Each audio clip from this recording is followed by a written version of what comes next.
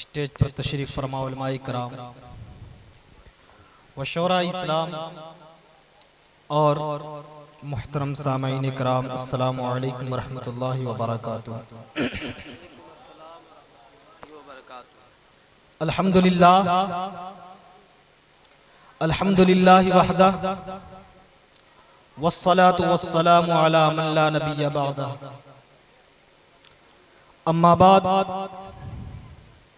फ़अऊज़ु बिल्लाहि मिनश शैतानिर रजीम।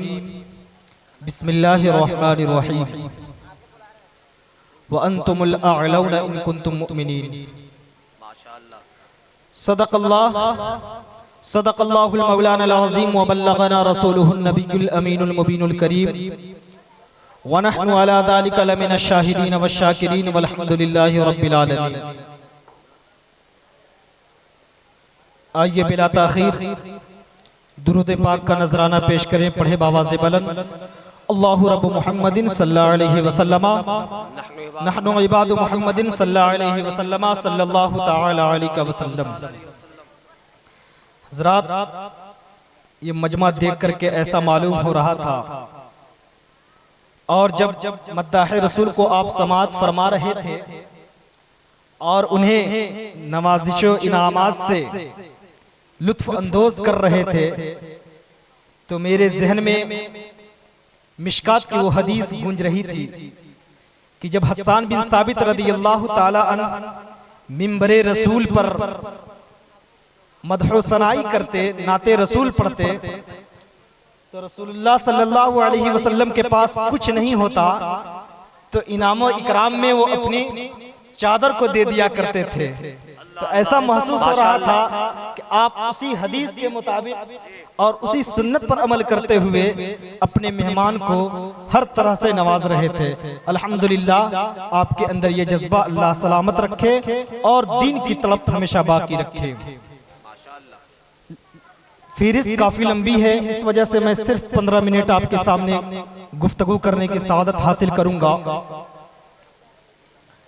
ये महफिल जश्न ईद मिलादुन नबी सल्लल्लाहु अलैहि वसल्लम के मौके पर मुनक़िद की गई और उसी नाम से मौसूम भी की गई है। इसी हवाले से मैं नबी करीम सल्लल्लाहु अलैहि वसल्लम की सीरत तय्यबा का मैं कुछ पहलू आपके सामने पेश करूंगा। आप अगर मेरा साथ देंगे, अपने जहन को मेरी तरफ मबजूल करेंगे, तो इंशाअल्लाह मैं आपको 15 मिनट के अंदर कोई किस्सा नहीं, कोई कहानी नहीं, बल्कि काफी अहम और मालूमात बात बता करके जाऊंगा।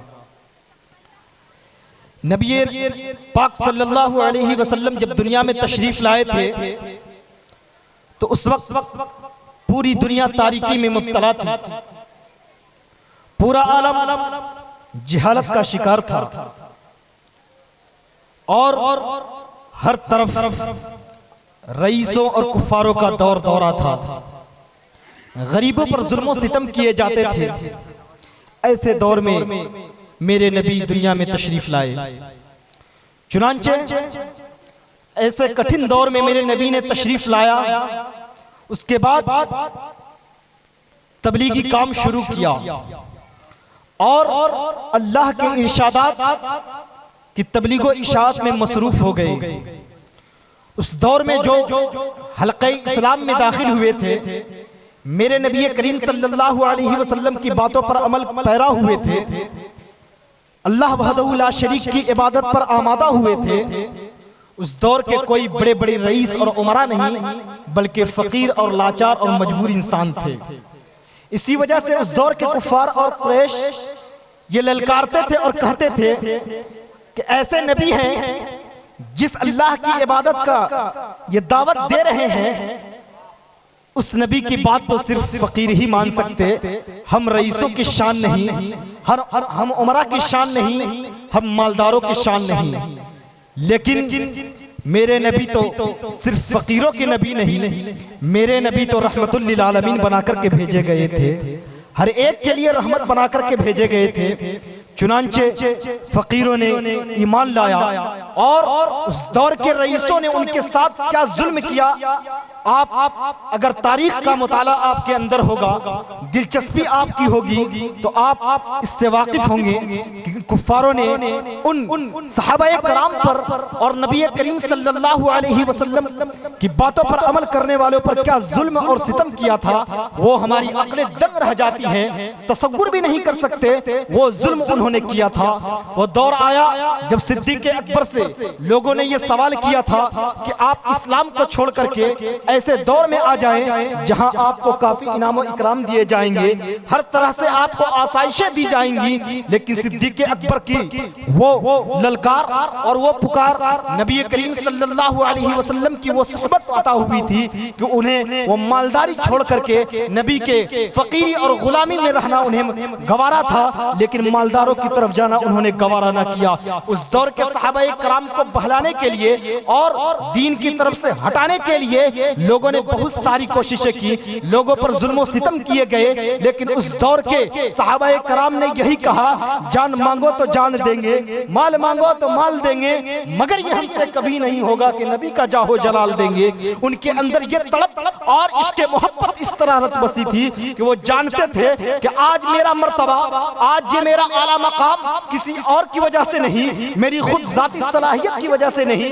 मेरे अंदर वो लियाकत मौजूद नहीं जिसकी बुनियाद पर मैं इस मर्तबे पर फाइज हो जाऊं। मेरे अंदर जो भी लियाकत है वो नबी की सोहबत का असर है। आज जो मैं मकाम पर फाइज हूं वो किसी का असर नहीं बल्कि मोहब्बत रसूल का अता करदा चीज है। मोहब्बत रसूल ही वो अता किया चीज है जिसकी वजह से हम आज इस मर्तबे पर फाइज हैं और बुलंदो मकाम पर फाइज हैं। चुनांचे आप तारीख का मुताला करें, आप इस्लाम की तारीख को पढ़ें, उसका जायजा ले तो मालूम होगा कि इस्लाम हमारे तक कैसे पहुंचा, इस्लाम की तबलीग और इशाअत का दौर दौरा कैसे चालू हुआ। इस्लाम कोई आसानी से नहीं फैला, इस्लाम ऐसा मजहब और पाकीज़ा मजहब है, पवित्र मजहब है। जो भी इसके गोशे में दाखिल हुआ वो फकीर था तो वो मालदार हो गया, जो मनसब पर कमतर था वो मनसब में बुलंद और बाला हो गया। यही तो वजह है कि जब हजरत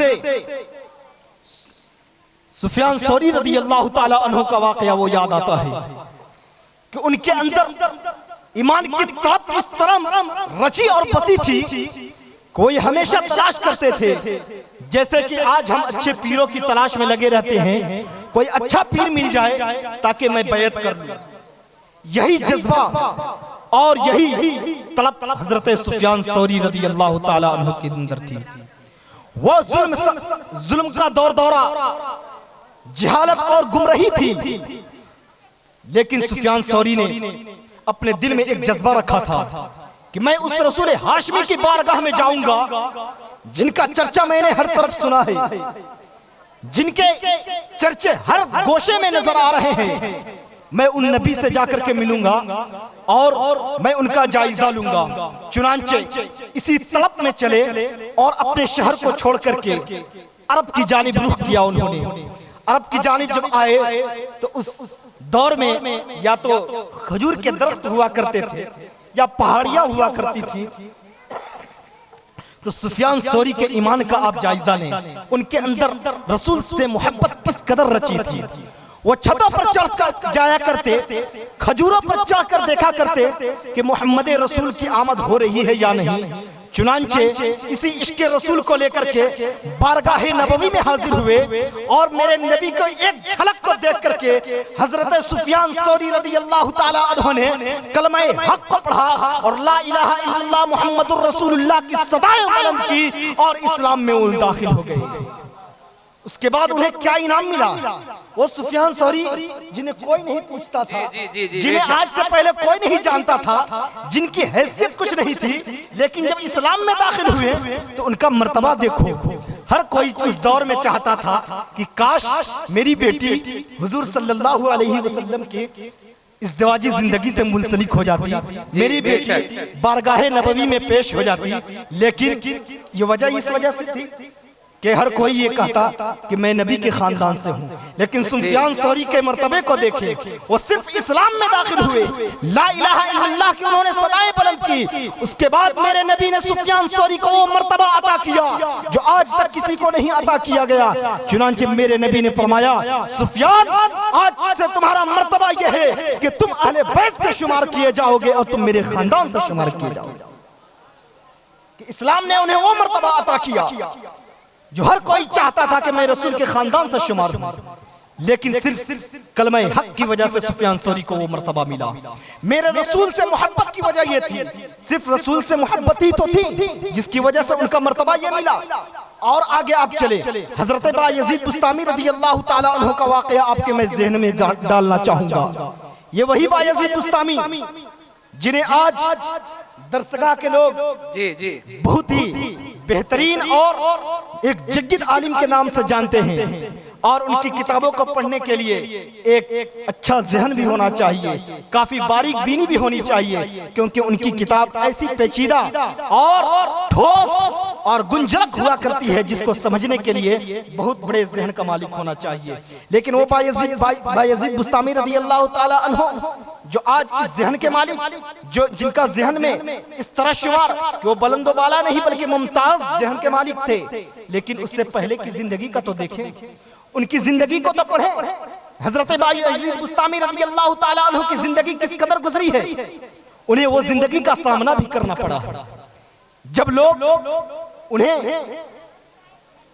मायूब निगाहों से देखते थे, अगर उस्ताद को किसी को बेवकूफ कहना होता तो उस्ताद मोहतरम किसी को बेवकूफ नहीं कहते, बल्कि कहते तुम बायजीद बुस्तामी हो क्या।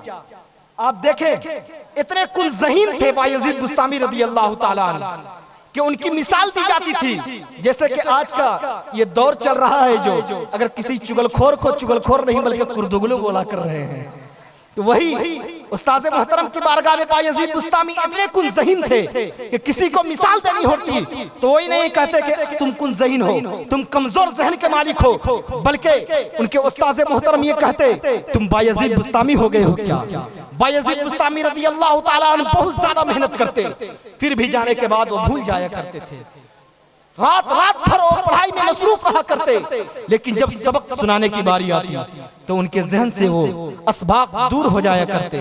वो काफी परेशान मालूम होते, अपने उस्ताद की बारगाह में जाकर के पेश करते, ऐ मेरे उस्ताद मोहतरम, मैं रात दिन एक कर देता हूँ, मैं असबाक दिन भर याद करता हूँ, उसके बावजूद मैं आपकी बारगाह में सुना नहीं करता। चुनांचे ये इश्क था, ये तड़प थी उनके अंदर, उन ज़हन कहने के बावजूद भी वो इल्म से पीछे नहीं हटे, बल्कि वो इल्म में मसरूफ रहे, वो इल्म दीन हासिल करते रहे, और किसी की बातों पर उन्होंने तवज्जो नहीं दी, बल्कि हर वक्त उन्होंने अपने वक्त जिंदगी का हर एक लम्हा तालीम में गुजारा, तालीम में मसरूफियत के साथ उन्होंने गुजारी। चुनांचे एक ऐसा दिन भी आया, एक ऐसा लम्हा भी आया, एक ऐसी रात भी आई जिस रात ने बायजीद बुस्तामी को कुलज़हीन से लेकर के मुमताज ज़हन तक बना दिया, उनका मर्तबा कुलज़हन से लेकर के मुमताज ज़हन तक फाइज कर दिया। चुनांचे हजरत बायजीद बुस्तामी रदियल्लाहु ताला अन्हु अपने मामूल के मुताबिक रात में घर में पढ़ रहे थे, पढ़ाई में मसरूफ थे, लगन से पढ़ रहे थे, मेहनत से पढ़ रहे थे। इतने में कोई दरवाजे पर दस्तक देता है और बोलता है बायजीद दरवाजा खोलो। तो हजरत बायजीद बुस्तामी रदियल्लाहु ताला अन्हु ने फरमाया मैं अभी पढ़ाई में मसरूफ हूं और मैं अपने दरवाजे को नहीं खोल सकता, मैं पढ़ाई में मुनहमिक हूँ, मैं कल की तैयारी कर रहा हूँ, मैं बारगाह ये उस्ताद में सबक सुनाने की तैयारी कर रहा हूँ, लेकिन दरवाजे पर दस्तक देने वाला कोई मामूली जात नहीं, मामूली हस्ती नहीं थी। फिर वो आवाज हस्ती पुकारती है बायजीद तुम जरा दरवाजा तो खोल करके देखो कौन आया है। चुनांचे हजरत बायजीद बुस्तामी रदियल्लाहु ताला अन्हु के दिलों में एक तलब महसूस हुई और वो दरवाजे खोलते हैं।